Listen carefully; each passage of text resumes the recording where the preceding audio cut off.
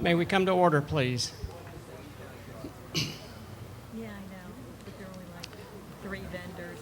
I would like to reiterate one ground rule that I would like for us to enforce, and that is please no applause or no disruption.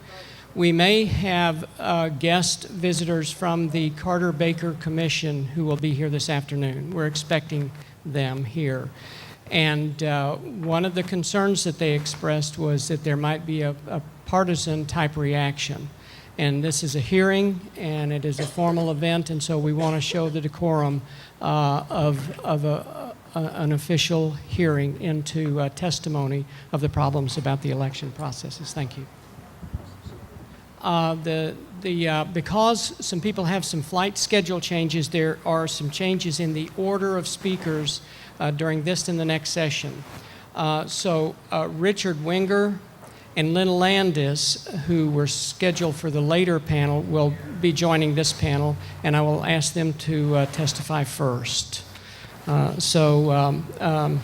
Weger, would you, let me ask the panelists, is the testimony you're about to give the truth, the full truth, and only the truth as far as you know it?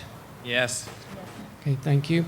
Mr. Weger, would you please introduce yourself and the credentials for your speaking? I'm going to take about 6 minutes. My name is Richard Weger, and I'm only going to turn my cell phone on so I have a little clock here because I don't see a clock. I publish ballot access news. I live in San Francisco. I am very distressed at the state of the American ballot access laws. They hurt Democrats and Republicans. They really hurt minor parties and independents. And believe it or not, and this will sound like exaggeration, they are starting to hurt the whole world. Because some of the worst countries in the world that have an interest in keeping particular kinds of candidates off their ballots are looking to the United States and saying, they do it, it must be okay. Now, I said even Democrats and Republicans are hurt by our overly restrictive ballot access laws. It's shocking, but election after election, between 1/3 and 3/8 of all state legislative races do not have a contest between a Democrat and a Republican. Only one of the major parties enters the race. In quite a few states, every election, in the typical legislative election, over half of them, there's only one candidate in the ballot. It even extends into congressional races. In 2004, 15% of the races did not have a contest between a Democrat and a Republican. 8% of them had only one person running. 7% had one major party against a minor party or independent. Massachusetts, which has a very liberal progressive tradition, year after year after year, over half the legislative races in the general election only have one candidate in the ballot. And that's the fault of Massachusetts' ballot access laws. If it's bad for Democrats and Republicans, and by the way, in 1994, this took me a year of work. I calculated the number of signatures needed for a Democrat or Republican party to run somebody for every partisan office in the country, how many signatures they'd need. Even only 19 signatures require major parties to get signatures to place themselves in the ballot. It was 884,000 signatures. Now that's presuming only one person for each office. Obviously, if there's more candidates, there's more signatures. But that's the minimum. The same year, a new party that wanted to run for every partisan office in the country would have needed 5,140,000 valid signatures. This country is petition crazy. I'm very happy. There's a brand new book out, well, it came out last year, called Establishing the Rules of the Game by 3 political scientists. And one of them, Louis Massicot, is speaking at the Baker-Carter thing tomorrow.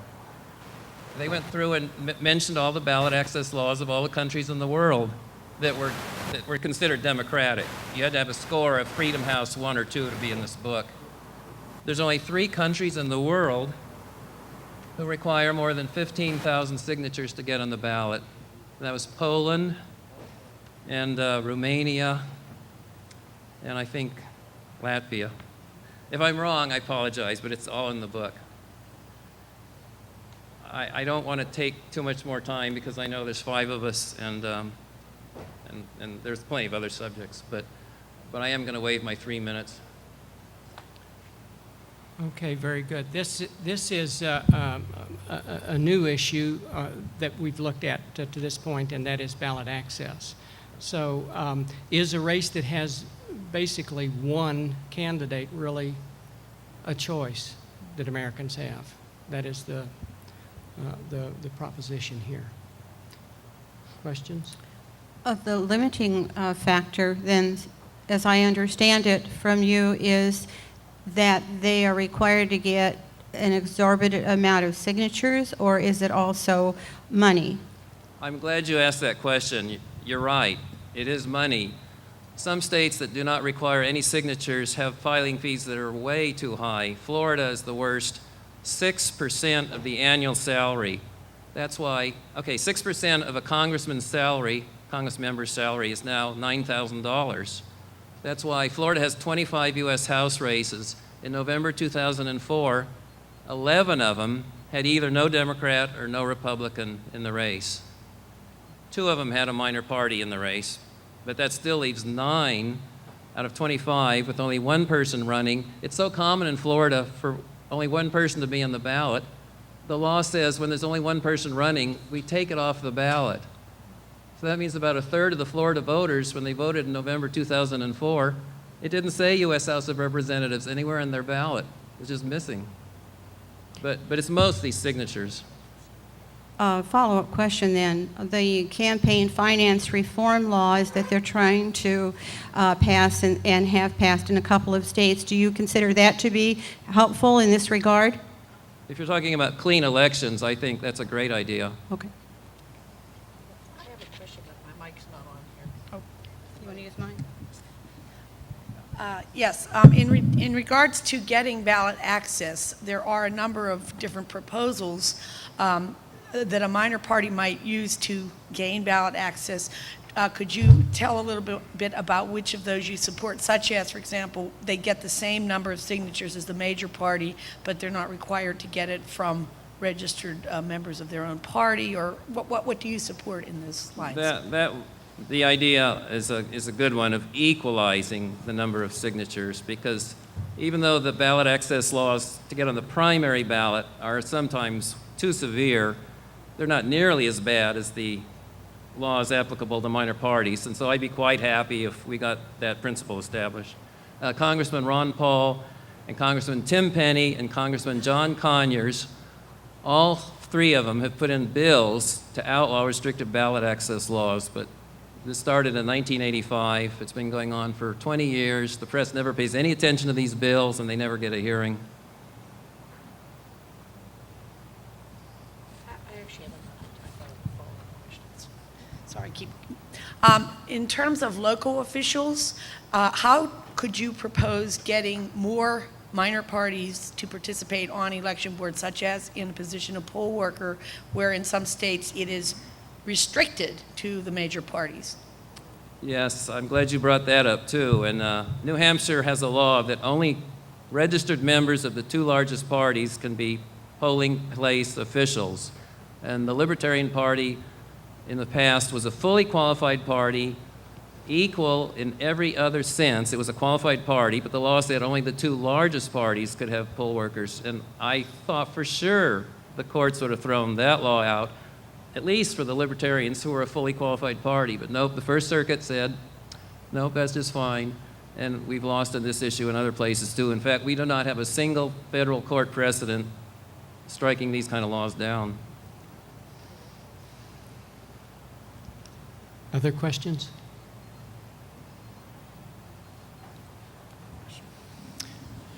Hi. I don't know exactly whether this makes sense, but do you know if there's a good way to measure the level of ballot access?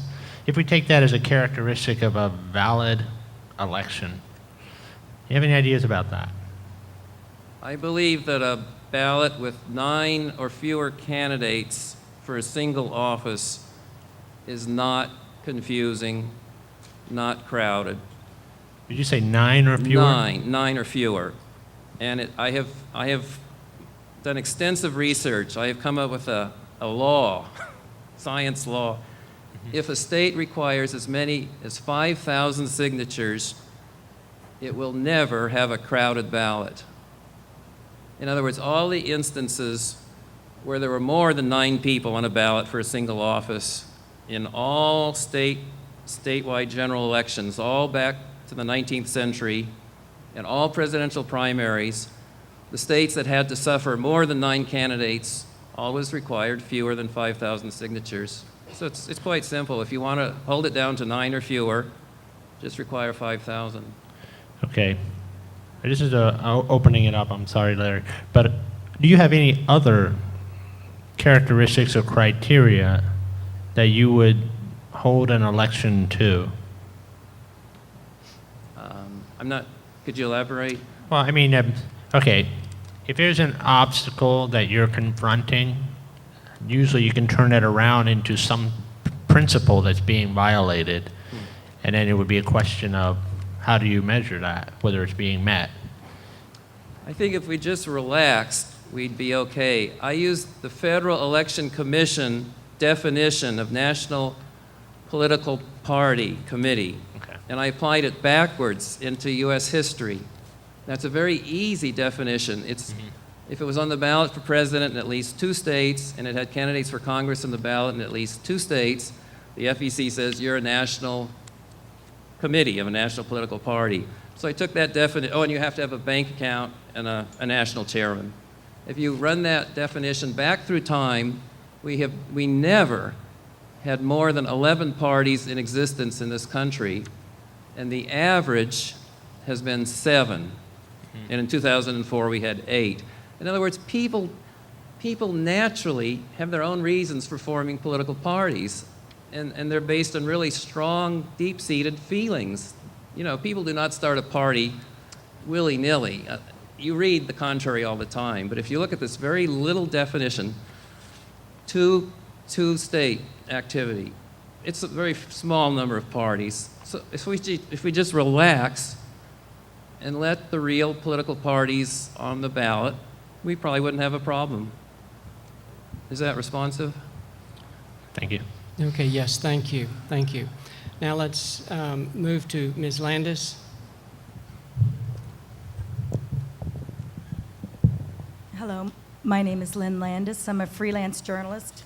I've been writing about voting integrity and security since the year 2000.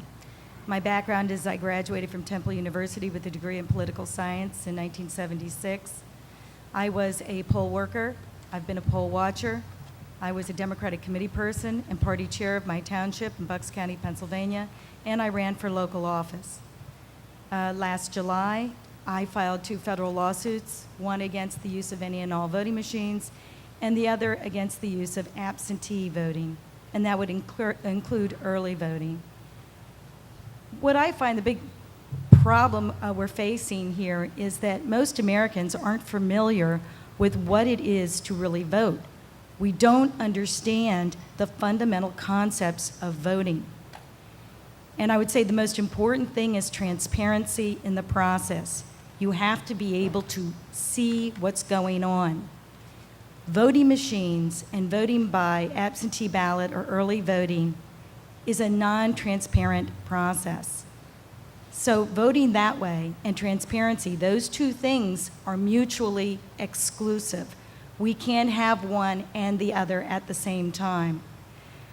Some people have suggested, it's well known, and many computer scientists have testified, Dr. Avi Rubin, Dr. Rebecca Mercury for many years, dating back to 1989, Dr. David Dill, Dr. Roy Saltman. He wrote a report back in the 80s about all the problems to do with these machines and definite incidents to do with these machines. So there are reports dating back decades about the problems and lack of security to do with not only computerized voting machines, but any kind of voting machine. And just keep in mind, we've had these voting machines since the 1890s. We started absentee voting in the 1870s.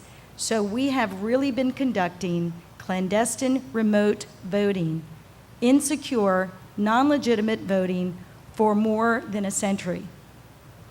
And I think if we look around and see how our dysfunctional democracy compares to the democracies, particularly in Western Europe, we'll see a definite difference in social services and the way the citizens take an active part in their government. Voting is supposed to be a public process. Every step is supposed to be transparent. And instead, what we have is a privatized system, a mechanized system, and there's no ability at all to make this system safe. So I think the biggest problem we have is one of attitude about what it is to really vote. So when we look at what are the solutions, because many of us already accept, and many American people, I think, already don't trust these voting systems. But they're not going to trust the voting system if the American government also owned and controlled it. So it doesn't matter really if it's a private corporation or a public agency that's doing this. So we have to get to solutions. And whenever the solution includes these very same machines, regardless of whether it produces a paper ballot or not, you are not getting transparency in the process. Let's take, for instance, the first solution that was promoted by Dr. Rebecca Mercury. And that was, she's been promoting the paper ballot printer solution for paperless touchscreen since 1989. And at first, in my mind, it sounded like the obvious solution until you really stop and think about it. When you go into that polling booth and you are forced to use a machine in order to mark and cast your ballot, let's just say to mark it, a lot of people, myself included, get very flummoxed by these machines.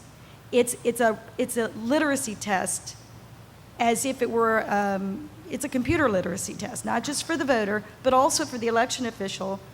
And we've already heard testimony that most of these election officials have handed over their systems, lock, stock, and barrel, to the technicians because they don't understand what's going on.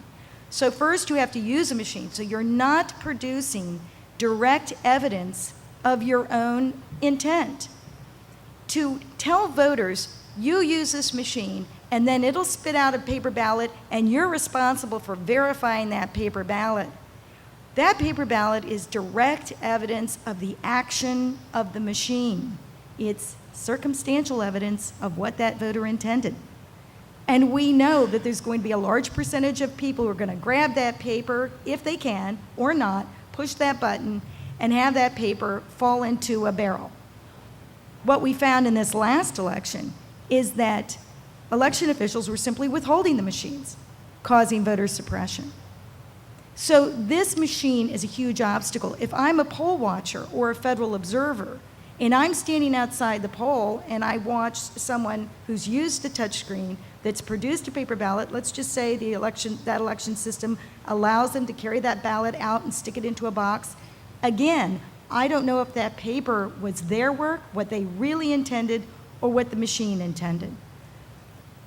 With absentee and early voting, the result is the same. You've got non-transparency. You're allowing elections officials to maintain control of those ballots for days, if not weeks on end. And that's what the American people need to do, is take control of the elections themselves.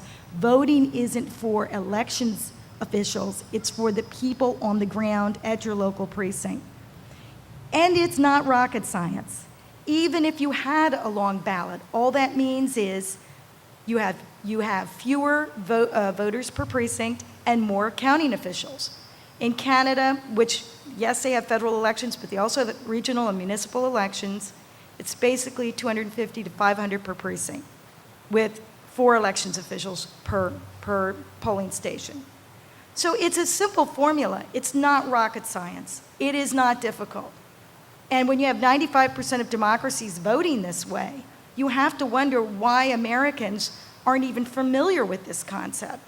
When I first started talking about it 3 years ago, that I felt this is the way we should be doing things, as well as Victoria Collier and other people who've been involved, but really a handful of people. I was described as the person who was the radical. But I had to say to people, no, no, no, it's America who has made voting a remote, clandestine, backroom process. I would like to say that with absentee voting, that is spreading. Great Britain has expanded its use of, they call it postal voting.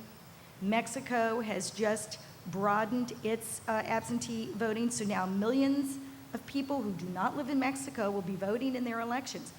What kind of control is there? In my lawsuits, there's case after case where the Supreme Court has recognized that the polling booth and the polling precinct provide protection from harassment and intimidation for the voter. It provides transparency for poll watchers. So these things are provided only when you show up. And I like to compare it to jury duty. You wouldn't want to go on trial for murder and have the jury at home eating bonbons in front of the TV and just, dial in their vote. We don't have members of Congress or state assemblies dialing in their votes. They have to show up in order to participate. And voting is the kind of sacred process of democracy where you absolutely need to show up in order to participate. Again, what we have in this movement of well-intentioned people is the ballot printer solution, which is no solution, particularly when the machines are withheld or malfunction. The open source solution, which is no solution, because that has nothing to do with what takes place on the ground, and particularly with these re-examinations of these voting machines. It's interesting because, as far as I know, they're only looking at prototypes. No one's looking at each and every machine, and even if they did, there's no way you can safeguard these. So we really have to embrace the simple solution and what makes common sense and what democracy is all about. That's a paper ballot, hand count, on election day, all within a 12-hour period. And for people who said, well, those elections officials are going to be mighty tired, you can bring in a second team just to do the counting. You can draft these people. You don't have to pay them. We don't pay jurors more than a stipend. It's not rocket science, and it's not expensive. It's the simple solution that I find through my emails and through going to conferences. It's gaining in support. It has popular public support. Thank you very much. Please. Okay, are there questions? I have a question for you. Ms. Landis, one of the things that I do take advantage of is early voting because I travel for a living, and most of the time I'm out of town and sometimes out of the country, and that seems to be a much easier process for me as a voter to vote in rather than the absentee type of ballot. And for some people who do travel, a single election day would not be sufficient. So there does need to be a process whereby people who are not able to be there on election day. I disagree. To be honest, you couldn't be on a jury and travel as well. If you're going to participate in some processes, you must be there. Once we started making excuses, and we started it after the Civil War with soldiers, it opened up Pandora's box. It's interesting when we've talked about standards for voting because there are two standards. Actually, the standards that have been discussed by the Elections Assistance Commission are standards for machines. But there are voting standards, and the voting standards are these, and they're under federal statute and case law. You've got two standards of voting rights. Those qualified to vote shall be allowed to vote, and that those votes are counted properly. In statute, there's the role of the federal observer, and they say the federal observer is allowed to enter the polling place to do two things: to observe that those qualified to vote are allowed to vote, and that their votes are counted properly. They cannot do that if you're not there. They cannot do that if there's a machine involved in the process. So it's It's also, if you're going to go get, let's say, a passport or a visa, you have to appear there. You have to be there in person. And I would say the best parallel is jury duty, being a member of Congress. If you're not there, you don't get to vote. There was a court case last year in Tennessee, and the disabled, it was the disabled plaintiffs, and they couldn't access the courtroom in this city because it was on the second floor. And the Supreme Court ruled that that courthouse had to install some sort of access for the disabled because they had a right to be there. And convenience, whether it's cost or time or whatever it is, convenience does not trump your constitutional rights. And in mentioning the disabled, because there are two groups that are mentioned, or two issues that are mentioned, to act as wedge issues to get these voting machines in the door. One is the disabled access, and the other is instant runoff voting. The disabled, certainly, I don't think many people would argue with that they should have access to every polling place. But in terms of the voting machine will violate their rights just as they will an able-bodied person's rights. And there is the ballot template for sight-impaired voters where they can go into a voting booth with the assistance of audio cassette and vote privately and independently. But the two organizations that represent many of our sight-disabled voters are also receiving money from the voting machine companies, and they have not informed these voters that they have these options. Rhode Island is big into tactile ballot templates for the disabled. In terms of instant runoff voting, that is conducted using paper ballots in other countries. So there is never any reason not to do it the right way, the way that's transparent and accessible to everyone. Okay, thank you. Mary Beth. This is still not working. Yeah, I salute you, Ms. Landis, for your service as a poll worker and a poll watcher, which, as you know, poll worker is particularly long and tedious.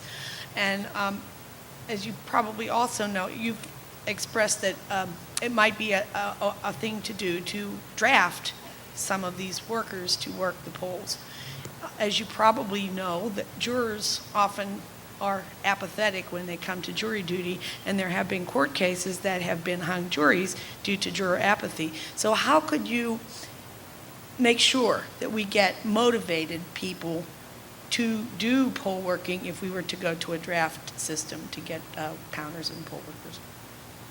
Well, we've drafted in the military, and they get motivated. I've had to show up for jury duty, and the judge is pretty good at motivating us to have the right attitude. That is the idea that, well, how are you going to do all these things to make this system work? This is the only option we have that's transparent. It's as if we're trying to defend what is our right instead of defending these, what's the excuse for these machines, which are indefensible. And the other issue that is not coming up at the Carter hearings, and I have not brought up yet, but it's quite clear that these two corporations, ES&S and Diebold, are very Republican connected. Now, can you imagine if Jane Fonda and her brother had started two corporations that were counting 80% of the vote? The Republicans would be yelling and screaming. So where are the Democrats? Where is President Carter?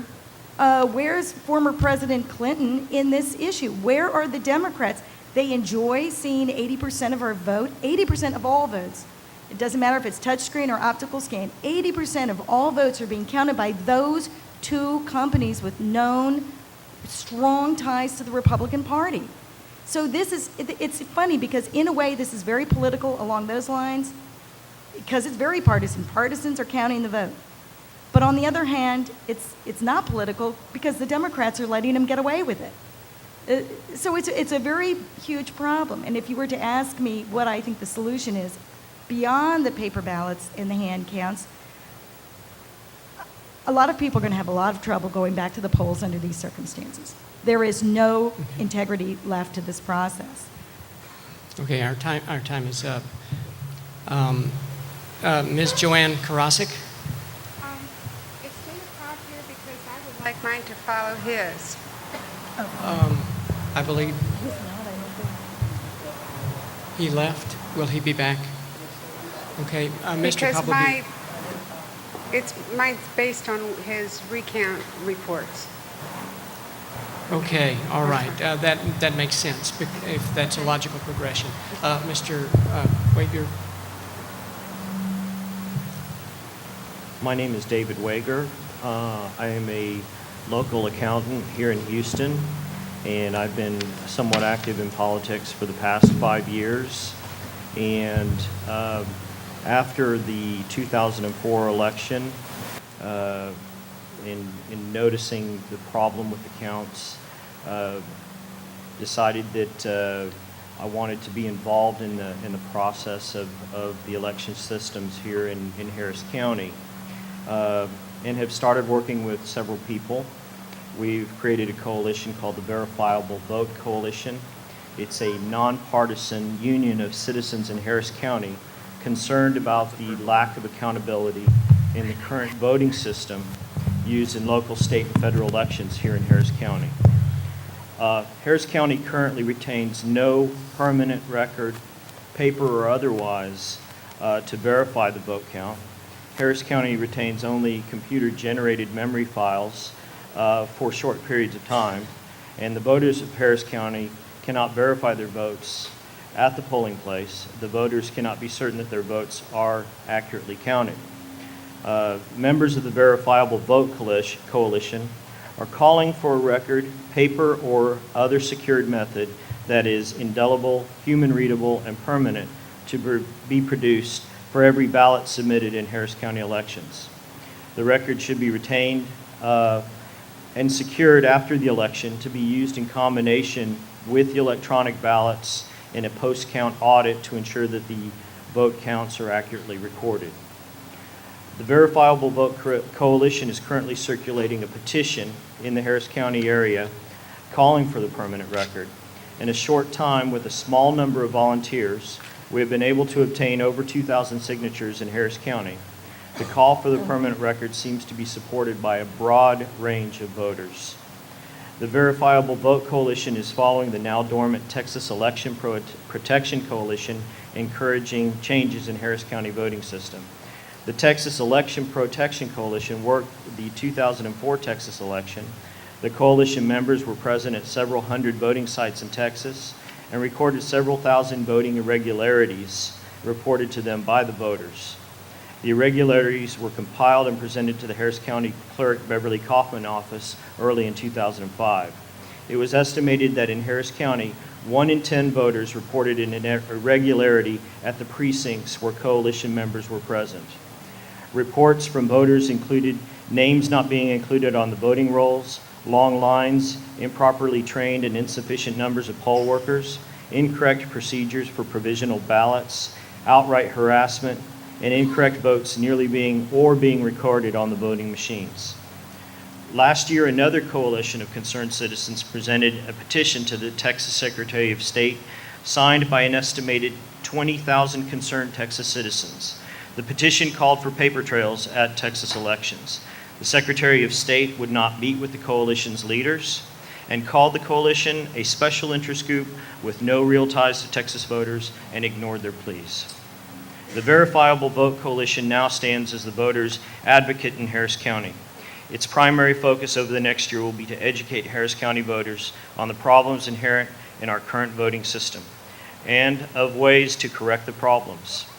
Our message will primarily focus on one issue, permanent records at the voting place. We will be working to educate other progressive organizations and our nonpartisan organization and increase our membership.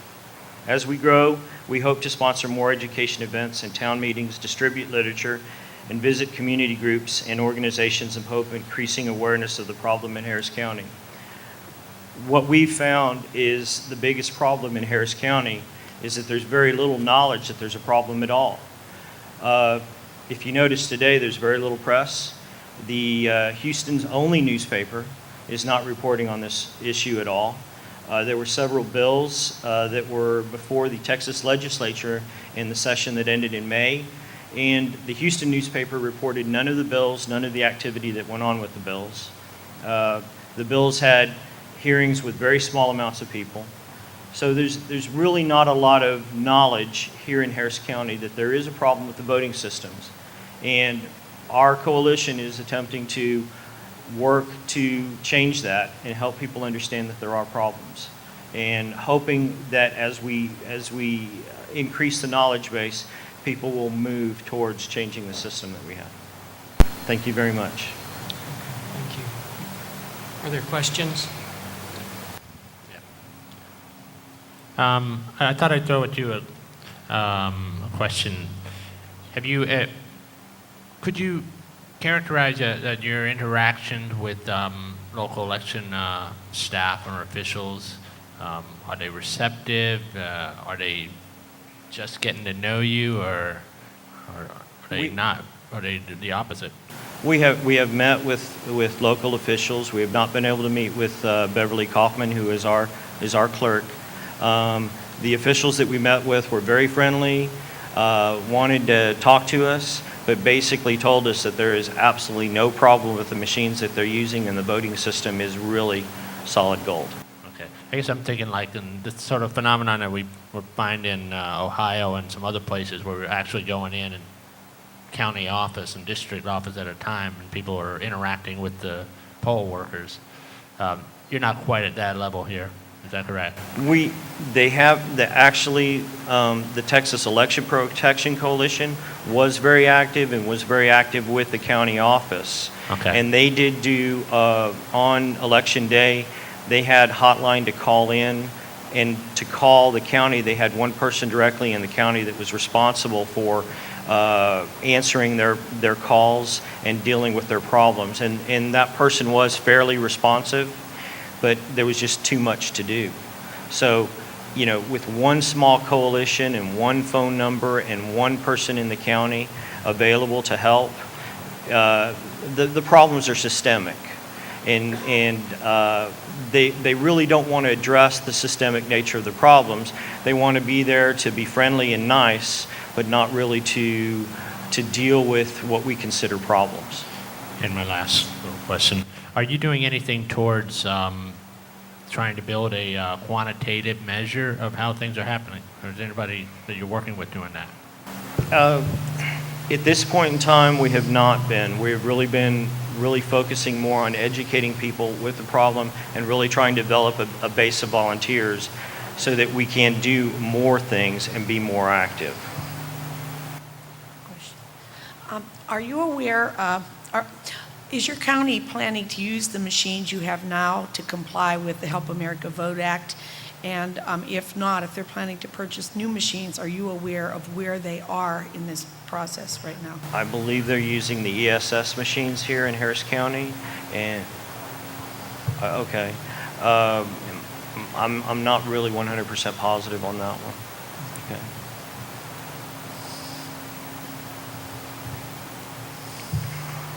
Eve? Do you have any thought as to how you might get the word out so that more people know? I mean, is it a media problem, or what is the reason, do you think, that more people are not aware of this? It's a very serious problem, obviously. It's definitely a media problem. The media are completely unresponsive. And the only way that we're going to get people to understand it is if we're out on the streets producing some kind of literature that addresses the problem and lets people know that it exists. And I think our best point of attack will be at the next election, to try to have as many people at the polls as we can to be educating people on the problems. I'd like to just add to that. ES&S is owned by the Omaha World Herald Company, which is owner of the Omaha World Herald. So the media owns the largest voting machine company. The media hires the exit polling organization that many of us believe is in cahoots. So the media is part of the problem. And it's basically not a free press. It's a commercial, privately owned press, and very conservative at that. So they're not going to be helping us out. It's freelancers, internet people, that sort of thing, that are spreading this word. Okay. We do also have a public radio station that is fairly active in reporting news, and that is one of the methods that we use. However, its listenership is not that great, so we have to go outside of that source to really hit people. Okay. Yes, Becky? Can you come to a microphone, please? Right back here at the table. Your name is? My name is Max Beauregard. I'd like to support what he's saying by pointing out the need is imminent in two recent elections. There was a city council race last year that was separated by 30 votes, and a recent state representative race, Hubert Bowe's race, went into multiple recounts. The initial balloting there was about 41,000, and Hubert won by 16 votes. So the need is imminent in terms of it being an appointment. Okay, thank you very much. Ms. Karasik, since you'd like to speak after David Cobb, let me propose that we take a shift of gears for a minute.